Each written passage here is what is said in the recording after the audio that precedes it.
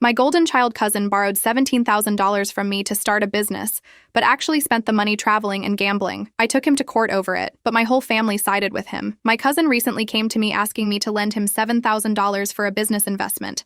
He already owed me $3,000, so at first I said no, but my parents forcefully pressured me into giving in. My cousin promised to have it back to me within 6 months as he'd have his business up and running by then. However, the 6 months passed, and not only had he not even started his business yet, but he had actually spent the $7,000 on himself. He went traveling in Asia, bought a new gaming console, and gambled the rest away. I remember the day he came to me about it, his parents and mine with him. Apparently, he felt awful for how reckless he was with the $7,000 and wants to make things right. In order to do this, he asked for another loan of $7,000, swearing that this time he'd start a business. I straight up laughed at him, but as I was in the middle of telling him no, my aunt interrupted me. She screamed that family help each other out and started relentlessly pushing me into giving him the money. The memories of being ganged up on like this resurfaced, and as my parents, my aunt and uncle, and my brother all towered over me talking about lending him the money, I essentially let them bully me into giving my brother another $7,000. As the months went on, my brother Darren, of course, never paid me back. I gave him another 6 months, and after that I started pressing him about the now total $17,000 he owed me. Of course, my family defended him, saying I was overreacting and needed to give him time. This was unfortunately no surprise, as growing up the difference between Darren and me was obvious. I remember being 16 and working long hours at a diner to save for my first car. I took every extra shift I could, while Darren didn't have to work at all. On his 16th birthday, our family threw him a big party and gave him a brand new car with a huge red bow on top. It wasn't just the car that bothered me, it was how the family treated him. They acted like Darren deserved the world,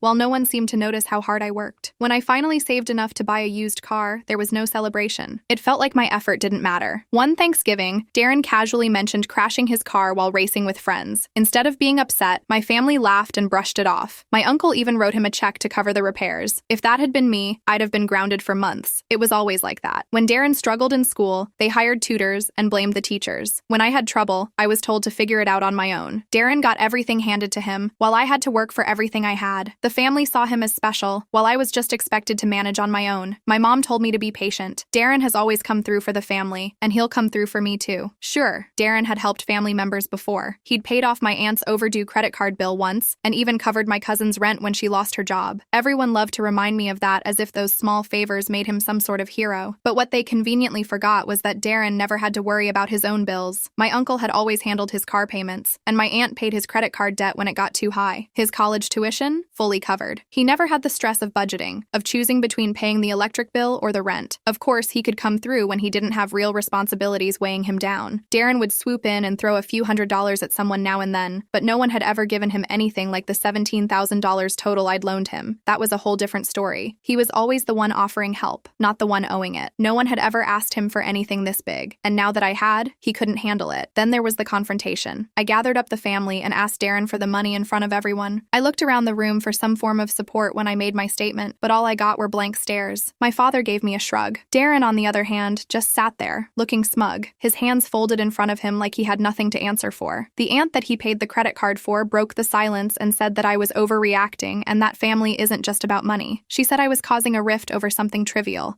and that we'd all miss each other if one of us had died. She loved pulling the if I were dead card, but this wasn't about that. I needed my money, and she treated it as if it were spare change. I had worked hard to save up that money. I sacrificed nights out with friends, put in overtime shifts at both jobs, and budgeted every meal. And here was my family, acting like it was no big deal that Darren had essentially taken my hard-earned savings and used them to fund his lavish lifestyle. I said that he promised to pay it back, and it's been 6 months with nothing but excuses. Darren leaned back in his chair, crossed his arms, and told me that the money was tied up. He said the same thing that he'd been telling me for months. As soon as the deal goes through, I'll get it back with interest. He asked me to trust him. I did trust him, but every time I asked for an update, he had another excuse. Meanwhile, he was out here living his best life while I was sitting here wondering if I'd ever see that money again. Before Darren could respond, my uncle, who had been silent up until this point, told me that he was disappointed to see us act like this and said that Darren was doing something good for the future of the family, and in a couple of years, the $17,000 would mean nothing when we have millions, and that I should be proud that I helped him out early on. I felt my stomach drop. I told him it was fine and left it there. I knew that I was only wasting my time talking to them. I realized that my family wasn't going to help me, so I took matters into my own hands. Over the next few weeks, I stopped going to any family gatherings. Every time I thought about seeing them, my stomach twisted. I started collecting evidence of Darren's spending habits. I knew Darren was spending the money on luxurious things, and while his Instagram posts were public, I needed more. I needed solid proof, so I started digging. I looked into public records, tracked his purchases, and followed up on his so-called business investments. What I found confirmed my suspicions. There was no business. Darren had used my $17,000 to buy a luxury car, take a couple of extravagant vacations, and furnish his new apartment with high-end furniture. The tech startup he had claimed to be investing in didn't even exist. With this information, I decided to consult a financial investigator. It was a tough decision because it meant involving a stranger in family matters, but I didn't see another option. The investigator was able to track Darren's spending even further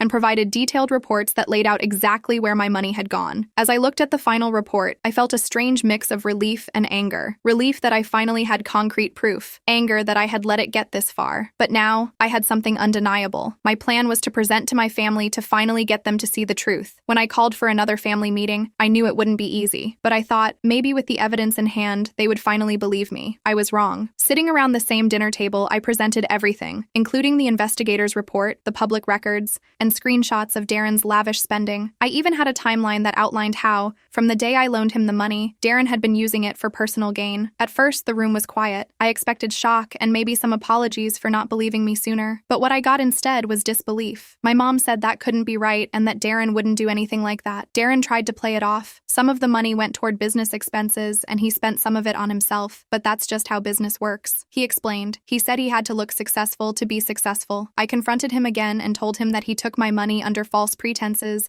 and used it for his own benefit. That's fraud. At the word fraud, the room tensed. My father's face turned red. My uncle shifted uncomfortably in his seat, and my mother just stared at Darren, as if waiting for him to make it all better with some magical explanation. Darren again tried to explain, saying that he needed to invest in himself as well. Even if he got carried away, he said he would pay back every dime, but the damage was done. The evidence was clear. Darren had lied, and now everyone in the room knew it. I thought I had him. He was playing checkers while I was playing chess. But even after everything they heard and had seen, my family continued to side with Darren. They refused to fully hold him accountable. My dad sighed, rubbing his temples. He was clearly frustrated. He wanted me to understand Darren was under pressure and that he was just trying to make something of himself, and mistakes happen, but this wasn't a mistake. Darren didn't accidentally take my money and forget to pay it back. He lied to me, took what I worked hard for, and had no intention of returning it. Then my mom gave me a sad look as if I was the one in the wrong. She didn't side with me. Instead, she hinted that maybe I should have given Darren more time. After all, Darren wouldn't hurt me on purpose. Her words hit harder than I expected. How could they still see him as the victim? I was the one left hanging, but they acted like I was causing the problem. It wasn't about giving him time. It was about trust, and Darren had shattered that. My uncle let out a heavy sigh, and for a second, I thought he might finally understand where I was coming from. But no, he just reminded me that family is more important than money. They didn't want this to tear us apart. I stood up, feeling the weight of it all. I couldn't keep fighting them or keep pretending everything was okay. The next day, I went to my lawyer and filed a lawsuit against Darren for fraud. It wasn't an easy decision, but it was the only one I had left. My family had chosen to protect Darren at my expense, and I wasn't going to let that slide. I had worked too hard for that money to let it slip away without a fight. Once my lawyer served him the papers, I knew that this would lead to my family disowning me. The lawsuit turned the family upside down. Darren, who had been avoiding me for months, suddenly couldn't stop calling. He begged me to drop the case and promised he'd find a way to pay Miss Red most,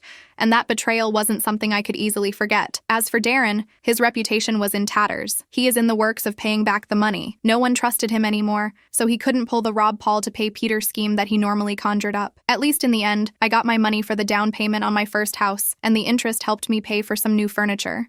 Back. When that didn't work, he'd lash out, accusing me of ruining his life. But I wasn't buying it. I'd heard his excuses too many times before, and I knew better now. My parents were furious. They didn't care about the money anymore. To them, I was the one destroying the family, but I wasn't backing down. The court proceedings dragged on for months, with Darren's lawyer trying to paint me as unreasonable. During the trial, I was shocked when my uncle took the stand to defend Darren. He was there to testify that the money I had loaned Darren was given in good faith, not a loan at all, but for support. He claimed Darren had made efforts efforts to get other family members to invest in his business too, as if that somehow justified everything. He said that I was one of the many who offered the money since I knew that starting a tech company would need a lot of startup capital. I remember Darren coming to me and asking if I wanted to be part of it, my uncle said, looking directly at the judge. He told me about the business, about how it was going to take off, and he just needed help from family. We all knew he was doing something important for his future. This wasn't a part of some scam. He made it seem like I was one of the many, but none of the others had actually given him money. That part was left out. The whole thing was framed as if Darren had been doing the right thing and I had simply misunderstood the situation. But the evidence spoke for itself. They didn't know that I had all the messages between us that showed him saying that he would pay me back. Between this, the investigator's report, Darren's spending records, and his own inconsistent testimony, it all pointed to one thing: fraud. In the end, the judge ruled in my favor. Darren was ordered to repay the full amount, plus interest, and was fined for his fraudulent actions. I wish that the court ruling brought some sense of closure, but the truth is, my relationship with my family was forever changed. They apologized, of course, once the ruling came down, but their apologies felt hollow. They had chosen Darren over me when it mattered.